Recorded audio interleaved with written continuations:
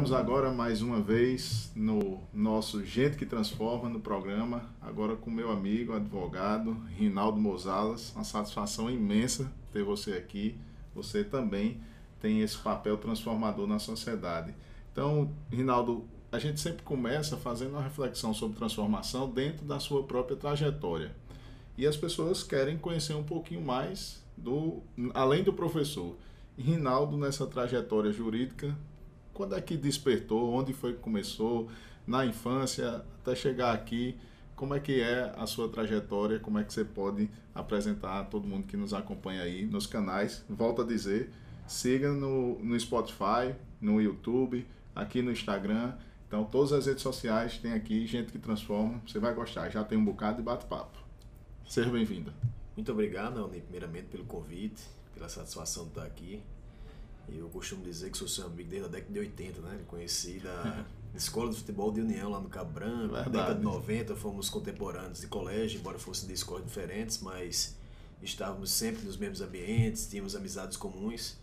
E essa amizade ela se prolongou durante muitos anos e hoje continuamos amigos. Uma amizade muito sincera e muito saudável. A tua pergunta, Raunila, me faz rememorar o período da infância, de fato. Eu nunca imaginei que eu fosse querer ser advogado, embora minha mãe sempre ela dissesse que eu teria muito jeito para ser advogado.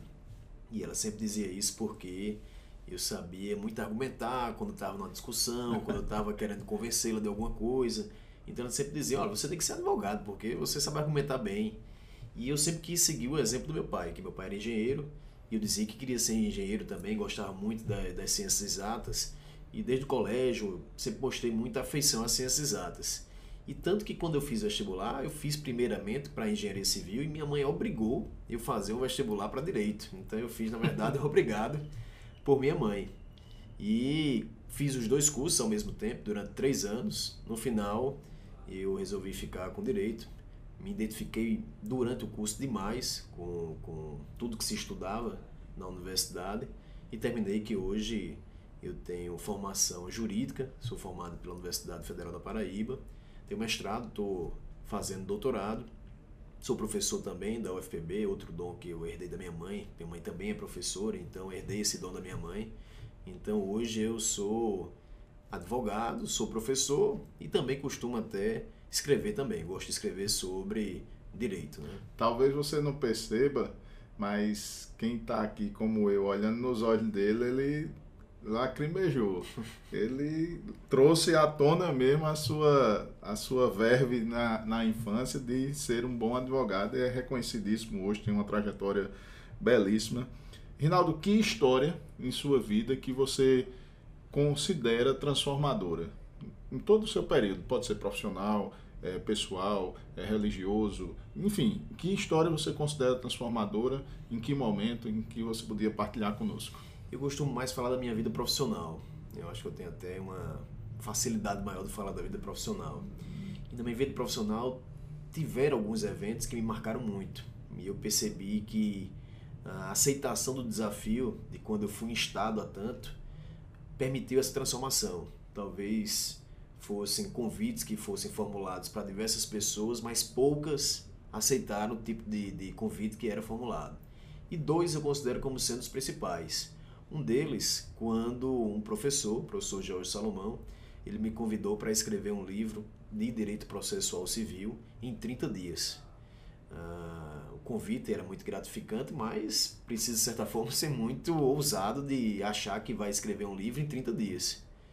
Eu me lembro que esse convite foi feito para 11 pessoas, 11 professores, e desses 11 professores, vários aceitaram o convite, mas apenas eu consegui concluir a atividade que tinha sido designada, escrever um livro num prazo de 30 dias.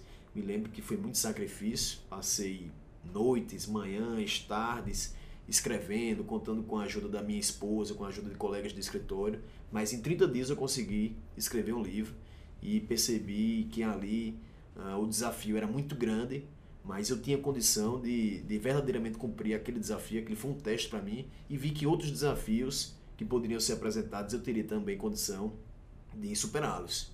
Por isso que eu lembro também do segundo desafio, que foi ser convidado na época pelo deputado Efraim Filho para participar da revisão do projeto do Código de Processo Civil de 2015. Naquela época era mais ou menos 2010, 2011. E quando ele fez esse convite, eu lembrei logo do convite passado. Tinha dito, se eu conseguir escrever um livro em 30 dias, é claro que eu vou conseguir superar também esse desafio. E foi um desafio, de certa forma, também muito complexo, porque participar da elaboração da lei infraconstitucional mais importante do país não é nada fácil. E isso me exigiu também muita renúncia a questões pessoais, ao meu lazer, mas eu aceitei esse desafio, juntamente com outras pessoas aqui da Paraíba também, que compuseram essa comissão inicial. No Brasil foram quantos? No Brasil foram cerca de 11 pessoas que participaram. Eu fui uma delas, mas aqui na Paraíba existiam outras pessoas que a gente participou da elaboração de uma parte do Código de Processo Civil. E quando Efraim apresentou esse projeto na Câmara dos Deputados, foi tão elogiado que o presidente da comissão disse, eu quero saber quem foi que ele ajudou nos trabalhos. E aí Efraim apresentou, a partir de então eu me uni naquela comissão que tinha sido formulada junto ao Congresso Nacional e continuei até o fim da elaboração do Código de Processo Civil. Então eu considero também que foi um desafio muito grande, mas foi um desafio muito transformador para mim, porque eu comecei a ver o seguinte, eu tenho capacidade de escrever um livro, eu tenho capacidade de participar e ser reconhecido dentro da elaboração de uma lei que é nacionalmente reconhecido como sendo a mais importante em nível infraconstitucional. E se transformou o livro seu também, né? Essa participação.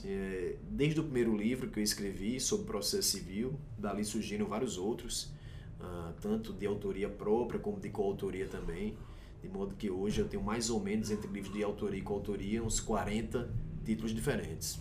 E quantas edições? Também? Aqui tem mais edição, tem 11 edições, mas tem outros que tem 2, 3, 4, depende do livro, mas Olha tem mais, só, tem 11 edições. Ainda não só pai, filho, professor, advogado, escritor. Ou seja, escreve no mundo jurídico, participou do momento decisivo do Brasil no Código de Processo Civil, uma legislação bastante densa, reconhecido nacionalmente hoje. E a principal desafio aí que eu posso deixar para vocês é, a cada desafio que se apresente, também se desafie e se comprometam a fazê-lo. Outros aceitaram, mas um só, foi Rinaldo, conseguiu entregar no prazo. Então, esforce-se, é possível, né? Não é porque é Rinaldo que não possa acontecer com você. Então, todos os dias nós somos desafiados, cumpra. Se você assumir um compromisso, a possibilidade desse desafio possivelmente lhe levará, como levou a ele, a essa função nacional de debater o código. São essas e outras situações, Alnei, que eu conversando muito com o Valberto, sobretudo, que é meu amigo, meu sócio também, a gente formulou uma frase que a gente, quais são esses desafios? Ele dizia, rapaz, muitas pessoas sabem como é que se chega no sucesso. O problema é que poucas pessoas elas querem seguir esse caminho. Sabe que o caminho é difícil, então poucas pessoas elas não vão seguir esse desafio. E aí a gente criou uma frase que é mais ou menos diz assim, que muitos conhecem o caminho do sucesso, mas poucos querem trilhar esse caminho. Então, realmente, o desafio não é nada fácil, porque você está se desafiando muitas vezes ao seu próprio limite, mas é recompensador a conquista que vem depois. Não é motivo de orgulho, evidentemente, mas é motivo de uma satisfação, você poder realmente refletir sobre sua vida, sua passagem aqui na Terra e verificar que, de fato, você pode contribuir, né? Tem algum livro que você recomenda, além dos seus, certo? Mas que lhe ajudou numa transformação pessoal, né?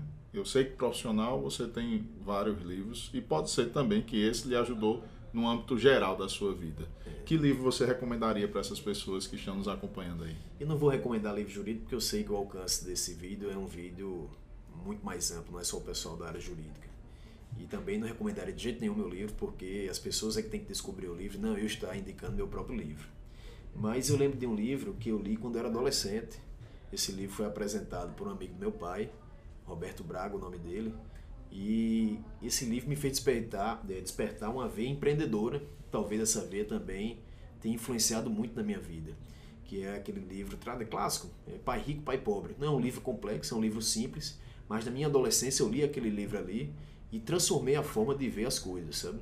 Eu passei a perceber que o ser humano ele não precisa ser muito ganancioso, mas ele precisa saber como é que as coisas funcionam para ele conseguir alcançar resultados.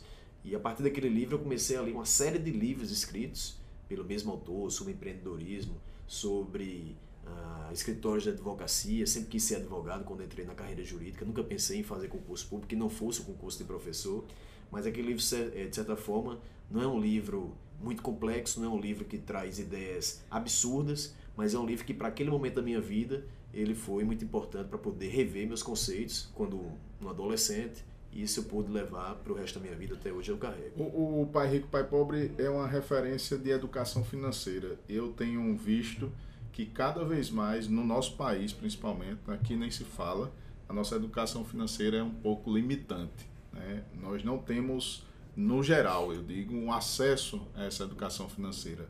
O brasileiro, o paraibano, enfim, ele fica muito tolhido dessas informações. Então, inclusive tenho recomendado, tem um grupo de estudos de economia da matemática financeira ensinando as crianças da creche. Eu acho que isso a gente vem discutir num momento, é um excelente livro e eu recomendo a leitura. Se subscreva aí o que Rinaldo está indicando para cada um de vocês. Rinaldo, qual conselho, você já chegou ausentas, assim como eu, qual conselho você daria a Rinaldo com 20 anos? Talvez valorizar um pouco mais os momentos de lazer da minha vida, sabe? Eu percebi que eu passei por uma fase da minha vida, sobretudo dos 20 aos 30, trabalhando muito. E muitas vezes eu renunciava até às coisas que poderiam me dar um estímulo também a justificar aquilo que eu estava trabalhando, sabe?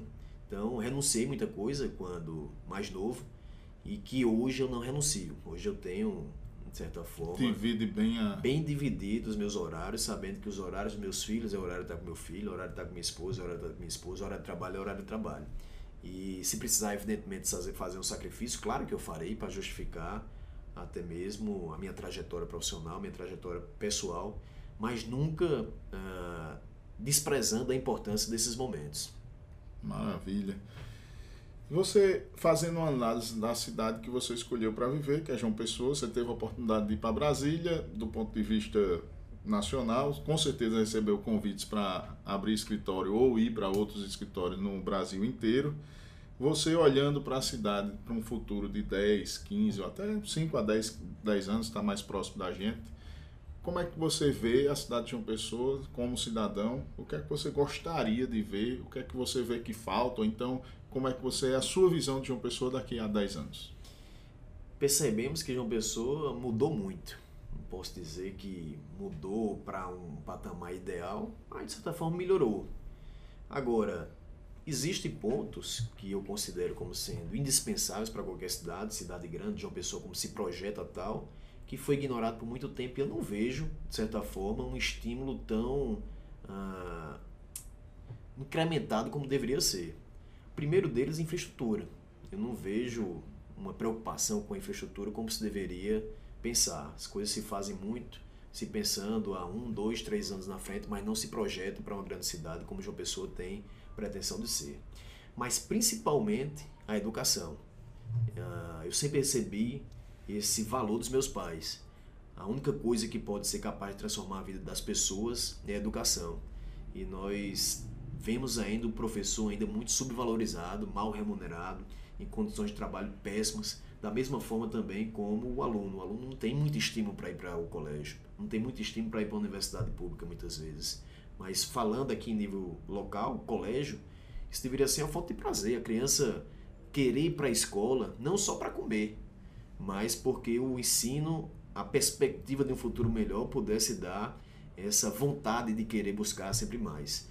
Então, o professor precisa ser estimulado, o aluno precisa ser estimulado, a escola precisa ser um ambiente de lazer, um ambiente agradável, mas sobretudo um ambiente de transmissão de conhecimento.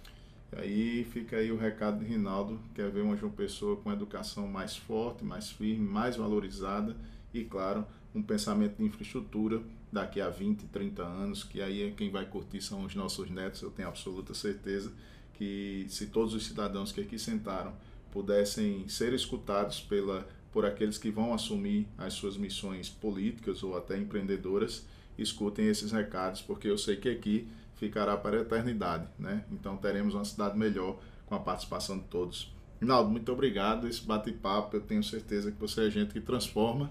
E o seu alô final aí, pode se repetir a frase para que fique gravada aí para todos aqueles, que é uma frase de transformação. Eu digo sempre, né? Muitos conhecem o caminho do sucesso, mas poucos se dispõem a percorrer esse caminho. Então isso, sem dúvida, deve ser uma reflexão para você se estimular, acreditar mais em você e buscar realmente a transformação. Obrigadão, meu irmão. Deus abençoe.